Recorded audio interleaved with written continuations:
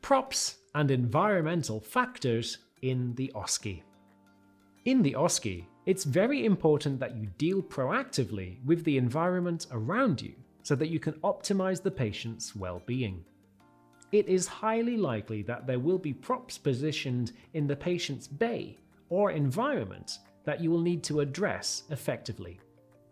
Let's look at what some of those issues could be. If glasses or hearing aids are lying around, it suggests that the patient needs them. Be sure to ask them if they require them for the time that you are with them. Thank you. Now, I saw in your notes that you have a hearing aid. Do you have it now? Yeah, I wear one in my right ear. So the speaker's not one. Cigarettes Thank left you. out on the And table also, are a you can see here well-known that you health have, hazard, particularly glasses. for Are these respiratory yours? patients. Yeah, You will yeah, know I if the just patient use is them a for smoker reading. from So their you don't pre-admission need it now. booklet. Thank you. If you see these out, use it as an opportunity to talk to the patient about it. Remember, as a nurse, it's your role to be a nurse educator, so you may want to talk to the patient about how the smoking may be impacting their health. Remember, you must get the patient's consent for any referrals you make to a stop smoking clinic or their agreement to read quit smoking literature. If consent is not given, this should be documented in the care plan so that the next nurse reading your notes can see that the support has been offered. If you see any unhealthy food or drinks lying around the patient's bedside, use this as an opportunity to talk to the patient about their eating habits. If a patient has a walking aid in the room, you should make sure that it is located close to them so they can access it whenever they want to mobilize. You should already know from their patient overview if they can independently mobilize or if they require support with this. Now, Mona, I can see that you have a walking stick here. I'll just put this in your bedside. That way you could use this if you want to, okay? Now, let me just ask you, how are you in your feet right now? I think I'm quite wobbly because of the breathlessness. Now, if you want to use the bathroom, just ring the call bell so that we can assist you, okay? Okay. Right. Now, Mona, would it be fine if I refer you to the physio team? Yeah. That way we could, they could check your chest and your mobility, Okay. all right? If a patient has mobility or orientation issues, it is standard practice to offer them a falls assessment within the first 12 hours. You don't want to do this as part of your assessment station as you have limited time, but you could tell them that you will be back later to perform a falls assessment for their safety.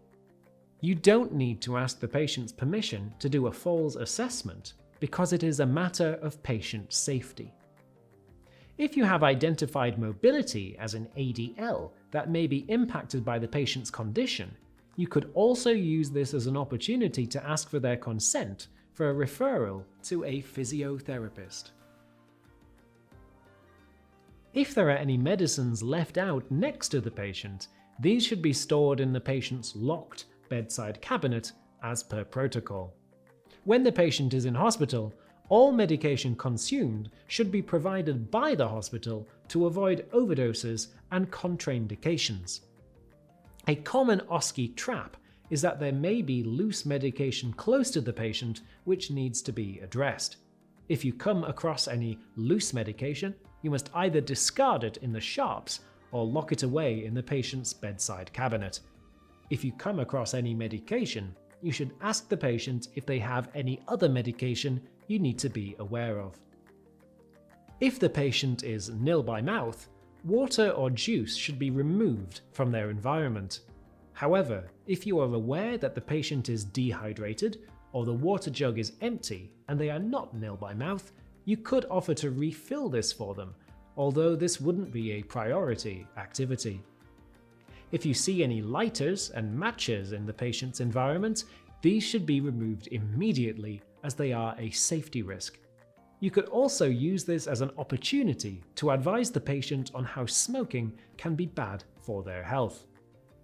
When removing an item that belongs to the patient, you can either choose to lock it up in their patient pod or cabinet, or take it away to the nurse's station. As you don't have a lot of time in the OSCE, we recommend that you take it away and place it on the assessor's table whilst you conduct your observations. If it's an item that causes an immediate risk to patient safety, you do not need to ask the patient's permission to remove the item, but you should do it in a calm and professional manner. Being aware of the patient's environment doesn't only mean being aware of the physical props in the room. It also means being alert to any specific concerns they may have. Remember, you should try to assist the patient wherever possible. Acknowledge their problems, but you are not expected to solve all their problems immediately. That's not realistic. Also, remember that due to the time constraints of the OSCE, you may need to say that you will do something after the assessment to help them. Is there anything else that is bothering you? To be honest, I'm a little bit worried about my daughter. She's at home, she's 19, and she's got Down syndrome. But she's not very good on her own, because she's got a mental age of about 10, so I'm quite worried about her. Oh, I'm sorry to hear that, Mana. Do you want me to call someone? Well, my neighbour usually checks in on her, but obviously she can't at the moment with social distancing, so I don't really know what to do. Well, if you want, I could refer your daughter to the social service for safeguarding. That way they could pay a visit to your house. Yeah, that would be great, thank you. Look at the situation around you. Often there will be clues and the patient may say something repeatedly. Don't ignore it because the problem won't go away.